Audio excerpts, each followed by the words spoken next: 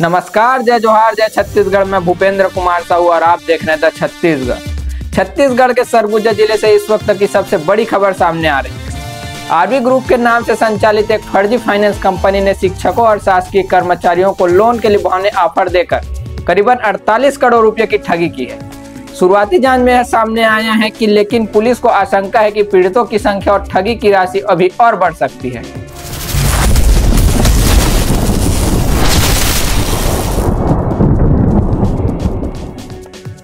आइए जानते हैं क्या है पूरा मामला। सरगुजा जिले के गांधीनगर थाना क्षेत्र में आरवी ग्रुप ने स्पास एडवाइजर प्राइवेट लिमिटेड के नाम से एक ऑफिस खोला था। इस कंपनी ने दावा किया कि उनकी बैंकों और फाइनेंस कंपनियों में अच्छी साख है और वे गारंटर बनकर मोटा लोन दिला सकते हैं। खास तौर पर शिक्षकों और शासकीय कर्मचारी को निशाना बनाया गया है। कंपनी ने वादा किया है कि लोन की आधी राशि पीड़ितों के पास रहेगी, जबकि बाकी राशि की EMI कंपनी खुद जमा करेगी। लुभावने ऑफर और भरोसे की बातों में आकर सैकड़ों लोगों ने इस जाल में फंस गए। कंपनी ने पीड़ितों के दस्तावेज पर हस्ताक्षर करवाए और बिना उसकी जानकारी के बैंकों से लाखों रुपए की लोन स्वीकृत करा लिए। जब पीड़ितों को बैंक से EMI और वसूली के नोटिस आने शुरू हुए, तब इस ठगी का खुलासा हुआ। पुलिस की कार्रवाई और जांच अब तक करीबन 100 लोगों ने गांधीनगर थाने और सरगुजा SP में शिकायत दर्ज कराई है। पुलिस ने आरवी ग्रुप के फाउंडर मनोज कुमार प्रधान, मनोज कुमार भगत, सुरेंद्र सिंह करियाम, अभय गुप्ता, विष्णु प्रजापति और सुदेश इक्का के खिलाफ IPC की धारा 420 धोखाधड़ी और 120B आपराधिक साजिश के तहत FIR दर्ज की।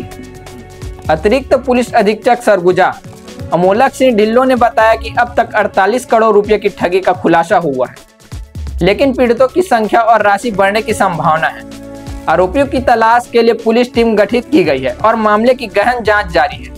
पीड़ितों का दर्द, ठगी का शिकार हुए लोगों में शिक्षिका पवित्रा लकड़ा, प्रीति सिद्धार, गुड्डा राम बारवा, देवेंद्र पैकरा, अनूप कुमार सिंह, ज्योति कुजूर, रीना रोज तिग्गा सहित दर्जनों शासकीय कर्मचारी शामिल हैं। पीड़ितों का कहना है कि इस कंपनी ने शहर के नामी होटलों में पार्टी देकर उसकी स्कीम को आकर्षक बताया है और भरोसा जीता है।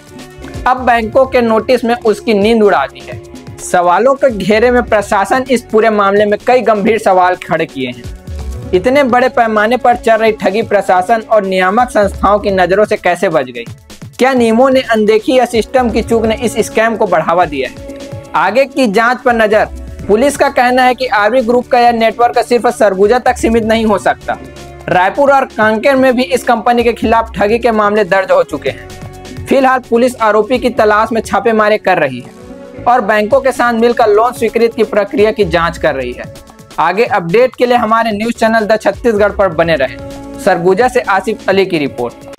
थाना गांधीनगर क्षेत्र में आरवी ग्रुप नामक कंपनी कुछ आरोपियों के द्वारा जो थी वो खोली गई थी, जिसमें कि वर्ष 2022 में कुछ निवेशकों को बैंक से लोन दिलाने के नाम पर ठगी की घटना पाए जाने पर थाना गांधीनगर में अपराध पंजीबद्ध किया गया है, जिसमें कि वर्तमान में अभी 100 जो थे वो निवेशकों का पता चला है जो इस कंपनी में लोन लेने के लिए इन्वेस्ट किए थे। साथ ही साथ इसमें अभी तक जो ठगी की मात्रा है वो करीबन 48 करोड़ रुपए जो है वो विवेचना में आई है।